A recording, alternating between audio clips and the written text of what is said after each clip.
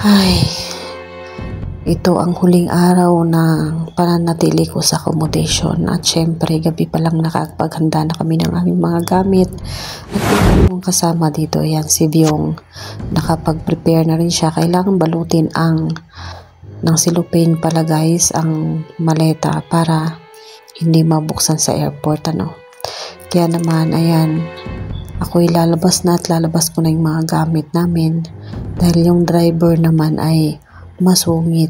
Kapag na-late ka, iiwang ka. Kaya kailangan prepared ka talaga gabi pa lang. Kaya yan, syempre madaling araw yan. Sa sobrang excited. Gabi pa naman kinabukasan pa pala ang flight ko. So, gabi ng alas 12 ay kailangan pupunta na ako ng airport. So, sasabay na ako sa mga magpa-flight ng alas 12 ng tanghali. Kasi para yung sasakyan, makasabay ako kaysa nung mag-commute. Dito na nga pala ako sa bar guys. Yan, bar kasi yung pinag-istihan namin dito. Baka magtaka kayo bakit ako nag-mute. Kasi naka-video okay yung baba. Yan, bar nga kasi ito up and down. Yung baba, may video okay, sobrang lakas. Kaya yan, may camera din yung taas na yan. Kaya wala akong pakialam kahit nakakamera sila. Nagliligpit na ako ng mga gamit ko. At bumili na rin ako ng ibang kailangan ko. Hindi ko pa pinifix yung mga gamit ko. Galing ng accommodation. Diyan ko palang i-fix sa bar. Kasi may mga dinagdag pa akong binili. Yan. At sa totoo lang guys, tumawag ako sa pamilya ko ng mga time na yan. Pagkatapos kung tumawag sa pamilya ko, ay nagligpit ako ng gamit. At syempre, habang nagliligpit ako ng gamit, kung makikita yung sa aking video, sobrang tumutulo talaga yung aking luha. Naiyak ako ng iyak dyan. Kasi ito yung first time na aalis ako ng Pilipinas. Pabalik-balik na ako ng abroad pero ito yung first time na umalis ako ng Pilipinas na sobrang sama-sama ng loob ko. Sobrang, alam mo yun, yung mula sa puso talaga yung sama ng loob ko, talagang hagulgol talaga, talagang tulo talaga yung luha ko. Bakit? Kasi mula sa Davao, mag-isa akong nagbiyahe papuntang Maynila. Pagdating ko ng Maynila, mag-isa na naman akong babiyahe papuntang Saudi. Ganun kalupit at ang pinakasasama pa ng loob ko dahil pumili sila syempre pipiliin nilang pinakamurang-murang ticket Pinili nila 3 eroplano ang kailangan kong sakyan. So mula Maynila hanggang Muscat. Mula Muscat hanggang Riyadh. Pagdating ko ng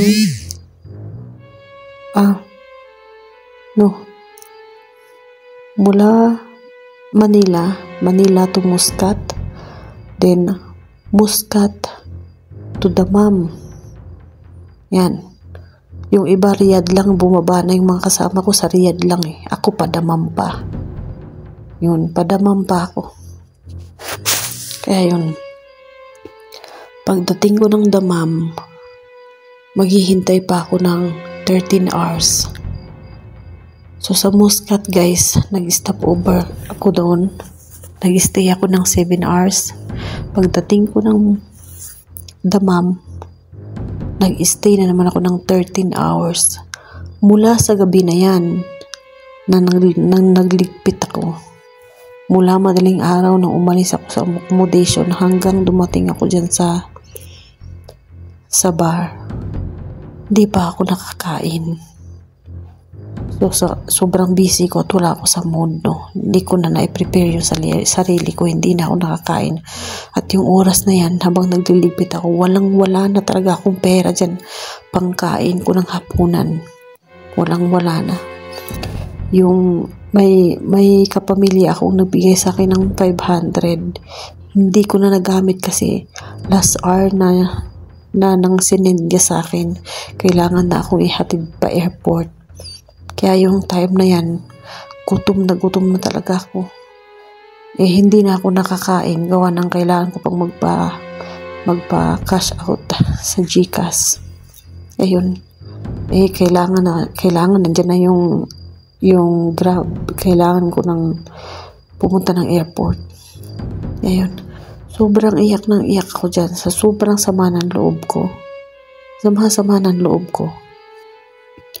Yung flight ko sobrang boring, walang pera, gutom, walang makain. Talagang lahat na parang yung iyak ko, ang sarap talagang wag nang umalis. Gusto ko na sana mag-back out nung time na yan. Pero sayang kasi pag nag-back out ako, dahil nga ang suggestion ng magulang ko ay mag-back out na lang yung mama ko. Yun, sabi ng mama ko, mag-back out ka na dyan. Baka paano ka pa. Syempre, binigyan nga nila ako ng 3 ticket. Hindi naman ako binigyan ng pagkain. Wala naman akong dollar para pumili dun sa airport, di ba? Syempre, pagdating ko ng airport, nga ako dun. Ano mang pagkain ng pwedeng bilhin dun, hindi ako makabili. Nagdala nga ako ng cup noodles dahil yun nga yung isinuggest nila na magdala ng cup noodles. Nagdala nga ako ng cup noodles. Hindi ko naman nagamit kasi pagdating ng airport, humingi ako doon ng mainit na tubig sa mga tindahan doon. Hindi naman ako binigyan kasi nga kailangan doon ng pera. Wala naman akong pera. Paano ko yun kakainin yung cup noodles? Sobrang gutom ko talaga. Alam niyo bang kinain ko, guys? Biscuit lang na Skyflex at saka Hansel. Pero hindi talaga kaya. Pati tubig, hirap na hirap ako. Wala akong tubig dahil nga yung tubig sa airport palang hinaharang na nila dahil pinapaiwan nila yung tubig. Paano kang iinom? May fountain doon. Naghanap ako sa airport. Kailangan ko talagang uminom para makasurvive ako. Uminom din ako ng gamot para makasurvive ako. Hindi sasakit yung ulo ko kasi pag once na sumakit yung ulo ko, magsusuka ako at hindi ko na kaya yan. Talagang as in lipong na talaga ako. Kaya hindi ko na pinapasakit yung ulo ko. Iniinuman ko na kaagad ng gamot. Alam mo yung pakiramdam na parang hangin na hangin talaga yung ulo mo. Yung parang yung utak mo nakalutang sa gutom. Yung hininga mo, hinahabol mo na kasi parang nasa liig na. Sobrang gutom. 13 hours ako naghintay sa airport, ha? 13 hours. Tapos, pagkatapos ng 13 hours na yun, babiyahe pa ako pa Abha. Mula Damham to Abha, ang biyahe ko kinabukasan pa ng alas 11 ng umaga. Ganun kalupit ang agency na nagbigay sa akin ng ticket na yan. Pagdating ko ng Abha, ayan, sa awa ng Diyos, talagang dumating ako dito ng Abha. Mabait yung amo ko. Nakiusap ako na kumonekta sa internet nila. Ayun, pinagbigyan naman ako. At saka, yun, pinagpahinga nila ako. Natulog talaga ako, guys, pagdating ko. Kaya sabi ko sa sarili ko, ano kaya ang madadatnan ko? Bakit parang sama-sama ng loob ko? Pagdating ko dito, kinabukasan,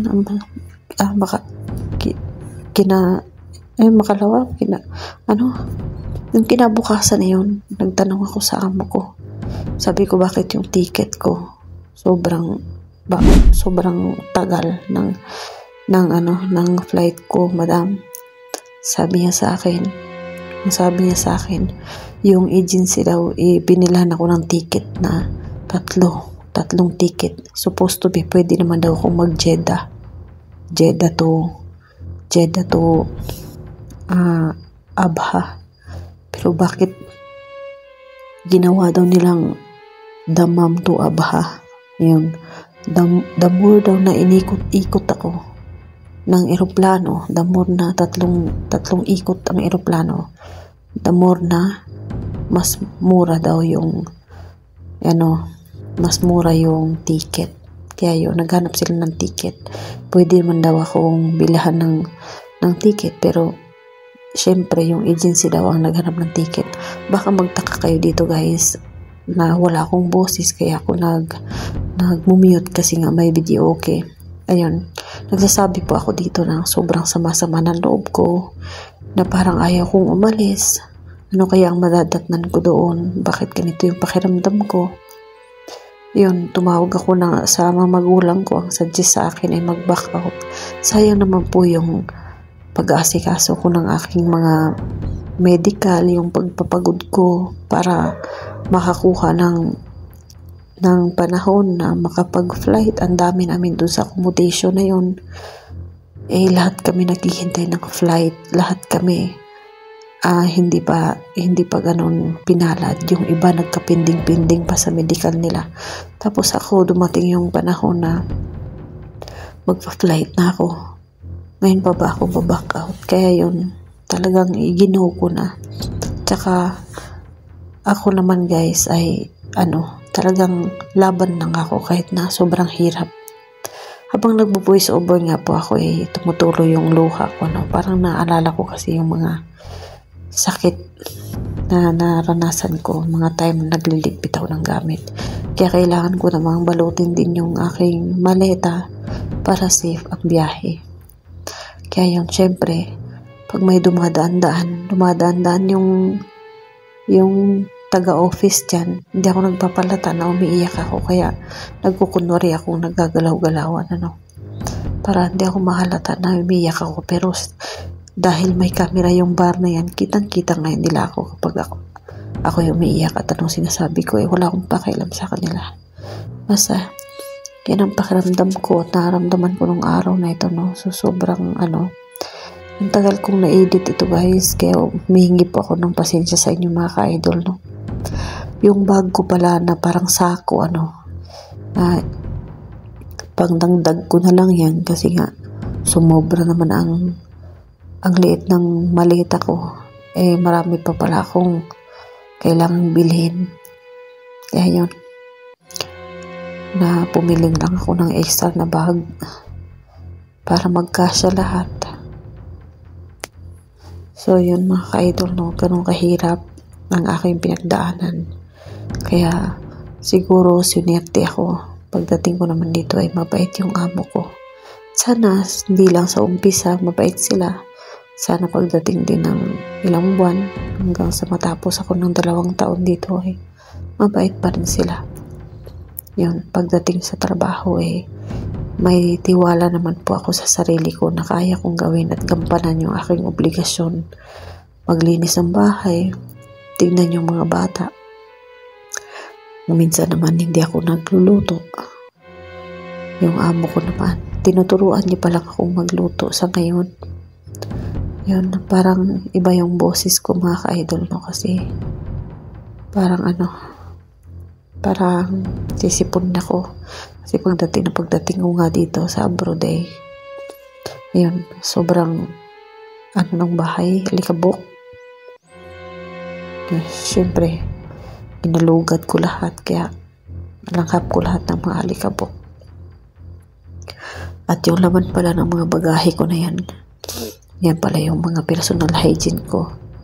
Shampoo, yan, toothpaste, yan, mga binili ko ng mga walang lamang damit yan, mga mga baon ko lahat yan. Kasi just in case na hindi ako bilhan, meron akong magamit. Ayun. Kaya ang laman naman ng yung parang sako bag na yan, dyan ko nilagay yung mga gamit ko. Mga damit, yan. Para bitbitin ko man sa airport, ibagahe ko naman yan. Kaya walang magiging problema. Yung itim naman na bag, yan lang yung hand carry ko. Diyan ko nilagay yung ibang damit. Siyempre yung toothbrush, toothpaste, yung pagkain ko na makain-kain sa airport. Siyempre dala ko ng tubig. Yun nga lang, hanggang airport lang ang tubig, hindi naman napakinabangan. Mabuti na lang mga ka-idol, pagdating ko ng airport ay may pakain sila doon, may OFW launch sila. Ina-upload ko po yun sa Facebook, siguro nakita yun naman yun. Yun, may OFW launch doon, free po yung food doon. Yun, sa wakas nakakain din ako. Nakakain ako doon pero wala siyang kanin. mga kung ano-ano lang. Yun, may tinapay. Pagtawid gutom din. Pagtawid gutom na yan. Yun, may tubig ako yun. Pinili ko yan para makapaghanda ko. Pero since inubos ko talaga yung cash ko, guys, inubos ko talaga yung pera ko. Binili ko ng kung ano-ano. Inubos ko. Hindi na ako napagtira ng hapunan. Kasi alas 12 pa ako yan ihahatid ng airport. Ay, sa Grab pala. Yun. Tapos, nung napansin nila ako na umiyak at nagngangawa dyan, pinuntahan ako ng taga-opisina, Sabi niya sa akin, doon sa baba, sinabi sa akin na alas 10 na lang kaya ako ihatid. Alas 10 daw or alas 11 ng gabi. Parang napaaga pa. Baka isipin niya mag-back out ako. Baka may ako pagsumbong na nagdadaldal kasi ako dyan, nagdadabog ako dyan, tapos nagmamaktol. Yan. Kaya parang baka napansin nila na wala akong gana. Alam mo kung bakit, guys? Sama ng loob ko. Kasi yung mga kasama ko, 8 sila, 10 sila, 18, 16, ganun. Pag umalis yung iba, dami-dami nila. Kung meron mang konti lang, 3, may 2. Pero ako talagang mag-isa lang, mag-isa lang. Minsan naisip ko, ba to? Parang ang malas ko naman. Yun, parang ba to? Hindi ko alam kung talagang parang inaasar ako ng tadhana. Parang nainis ako. Inis ako sa sarili ko. Bakit palagi na lang ganun? Bakit sa lahat ng lakad, ito pa yung mag-isa lang ako.